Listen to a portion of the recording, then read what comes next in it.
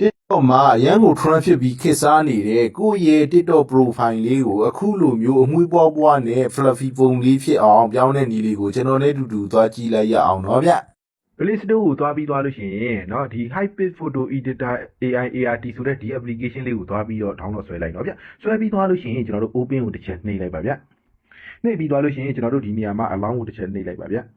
နောက်ထပ်ကျွန်တော်တို့ဒီမှာပေါ်လာတဲ့ allow ကိုတစ်ချက်ထပ်နှိပ်လိုက်ပါဗျနှိပ်ပြီးသွားလို့ရှိရင်ကျွန်တော်တို့အပေါ်ကိုဖြည်းဖြည်းလေးတွန်းတင်လိုက်ပါဗျဒီနေ့လေးမှာရှိနေတဲ့ဒီမှာနော် fluffy market ဆိုတဲ့ဒီဟာလေးကိုကျွန်တော်တို့ဒီ velvet ကိုနည်းနည်းလေးဆွဲလိုက်ပါဗျဆွဲပြီးသွားလို့ရှိရင်ဒီနေရာမှာကိုကြိုက်တဲ့အရာကိုလုပ်လို့ရတယ်เนาะဗျကျွန်တော်တို့ဒီ coffee cup ပုံစံလေးနဲ့ဒီဟာလေးတွေကိုဝင်လိုက်မယ်ဗျဝင်ပြီးသွားလို့ရှိရင်အောက်ဆုံးမှာရှိနေတဲ့ shift template ဆိုတဲ့နေရာလေးကိုတစ်ချက်နှိပ်လိုက်ပါဗျနှိပ်ပြီးသွားလို့ရှိရင်ကျွန်တော်တို့ဒီနေရာမှာ allow all ကိုတစ်ချက်နှိပ်လိုက်ပါဗျနှိပ်ပြီးသွားလို့ရှိရင်ကျွန်တော်တို့ဒီနေရာမှာဒီဘက်က off photo ဆိုတဲ့ဘက်လေးကိုတစ်ချက်နှိပ်လိုက်ပါဗျ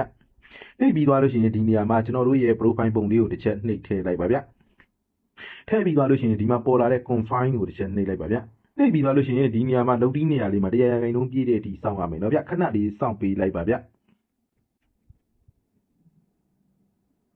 โอเคဒါဆိုလို့ရှိရင်အရန်ခစ်စားနေတဲ့အမွှေးပွားပွားနဲ့ fluffy ပုံလေးရသွားပြီเนาะဗျဒီပုံလေးကိုကိုယ့်ရဲ့ဖုန်းထဲမှာသိမ်းကျင်နေဆိုလို့ရှိရင်ကျွန်တော်တို့အပေါ်ညာဘက်ထောက်မှာရှိနေတဲ့ export ကိုတစ်ချက်နှိပ်လိုက်ပါဗျဒါဆိုလို့ရှိရင်ကျွန်တော်တို့ရဲ့เนาะဒီ gallery ထဲကိုစေ့ပြီးသားဖြစ်သွားပြီเนาะဗျအားလုံးပဲအဆင်ပြေကြပါစေဗျ